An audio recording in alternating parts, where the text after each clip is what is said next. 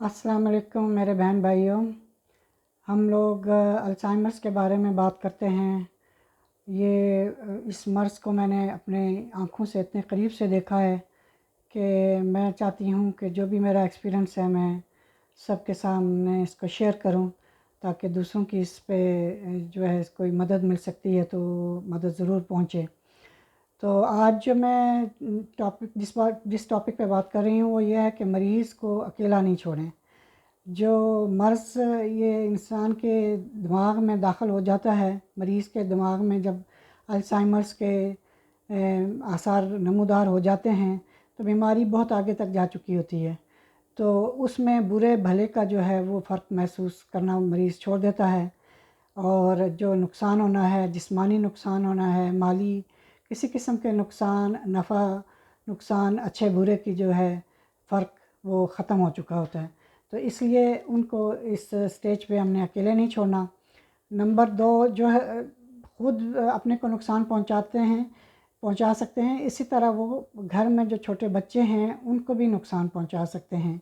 अगर मरीज़ ऊपर की मंज़िल में रह रहा है तो कोशिश करें कि जब वो सीढ़ियाँ उतरें तो कोई उनके साथ हो।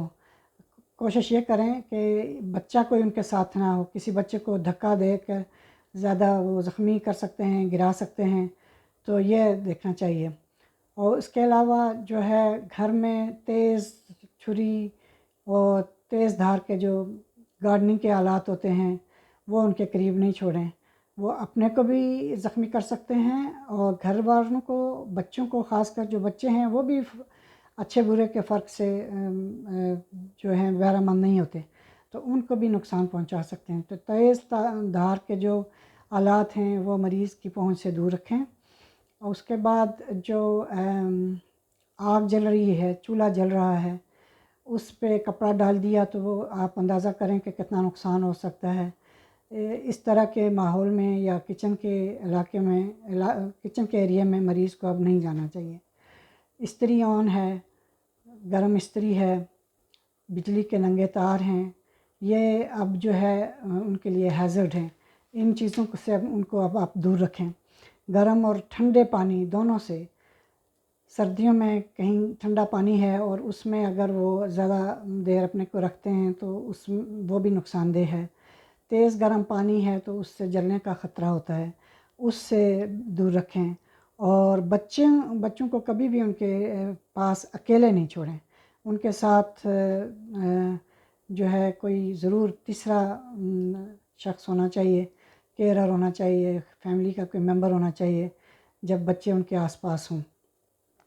इसके अलावा बदलते मौसम जैसे गर्मियों की शिद्दत और सर्दियों के जो शदीद सर्दी है उसमें उनके जो लिबास है उसका ख़्याल रखें। गर्मियों में हवादार कपड़े इस्तेमाल करें और सर्दियों में उनको गर्म कपड़े, जुराबें, टोपी, इस तरह के जो गर्म कपड़े हैं जिनसे उनको सर्दी से रोका जा सके वो ज़रूर आप उन्हें पहनाएंगे। आप ये इंतज़ार ना करें कि मरीज़ हमें बताएगा कि मुझे सर्दी लग रही है तो हम गर्म कपड़ों का एहतमाम करें, या गर्मी लग रही है तो फिर उसको हवादार कपड़े पहनाएं। ये भी अब हमने ख़ुद ही करना है कि गर्मियों में कौन सा लिबास उनके लिए मुनासिब है और सर्दियों में उनके लिए, उनकी सेहत के लिए कौन सा लिबास मुनासिब है।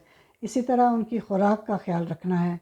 ख़ुराक से मतलब ये कि एक तो हेल्थी और ग़िज़ाइयत से भरपूर ख़ुराक हो, प्रोटीन हो, उसमें नमकियात हों, बाकी जो कार्बोहाइड्रेट्स हैं, जो भी हमारी ज़रूरियात की हैं, न्यूट्रिएंट्स हैं, वो सारे होने चाहिए। तो ये ना इंतज़ार करें कि मरीज़ को भूख लगेगी और वो आपको बताएगा कि जी मुझे अब खाना चाहिए। वो शायद 2 दिन भी अगर उसको खाना ना मिले तो शायद वो ना बताए कि मुझे भूख लग रही है, मुझे खाना दें, क्योंकि वो इस एहसास से जो है वो उसके बदन में या उसके दिमाग में ये मैसेज नहीं जाता कि अब उसको भूख है और उसको खाना है। शायद वो भूख के जो आसार हैं या भूख की जो खाने की जो उनको महसूस हो रही है, ज़रूरत महसूस हो रही है, वो किसी और चीज़ पे गुस्से से निकालें, कोई चीज़ तोड़ कर निकालें, लेकिन वो ये नहीं बता पाएंगे कि मुझे भूख लगी है। تو اس کا بھی ہمیں خود ہی خیال رکھنا ہوگا، اور وقت پہ تھوڑی تھوڑی دیر کے بعد ان کو غذائیت سے بھرپور کھانا دینا چاہیے۔ اور اس کے علاوہ یہ چیز بھی کہ ان کو پیاس لگی ہے، پانی پینا ہے، دودھ دینا چاہیے جس سے کیلشیم ہڈیوں کے نشو و نما جو ہے، جو شکست و ریخت ہوتی رہتی ہے، اس کا دودھ کے ذریعے مکمل غذا ہوتی ہے دودھ، تو وہ بھی کام پوری کر سکتا ہے۔ تو یہ پورے دھیان سے، مطلب لمبا کام ہے، یہ نہیں کہ ایک دن کیا، 2 دن کیا، ہفتہ کیا یا 1 مہینہ کیا۔ یہ مریض کی جب تک زندگی ہے تو اس کو کرنا ہی پڑے گا۔ اور اب آخر میں دل کی بات ہے کہ کسی کام کا اگر ہم ارادہ کر لیں تو جو راستے میں مشکلات ہیں ان مشکلات سے گھبرا کر وہ اس کو چھوڑنا نہیں چاہیے، بلکہ ان مشکلات کو فیس کرتے ہوئے آگے بڑھتے رہنا چاہیے اور اس کام کو پایہ تکمیل تک ضرور پہنچانا چاہیے۔ اپنا بہت سارا خیال رکھیں، پھر انشاءاللہ اگلے بلاگ میں پھر کسی نئے موضوع پہ بات کریں گے۔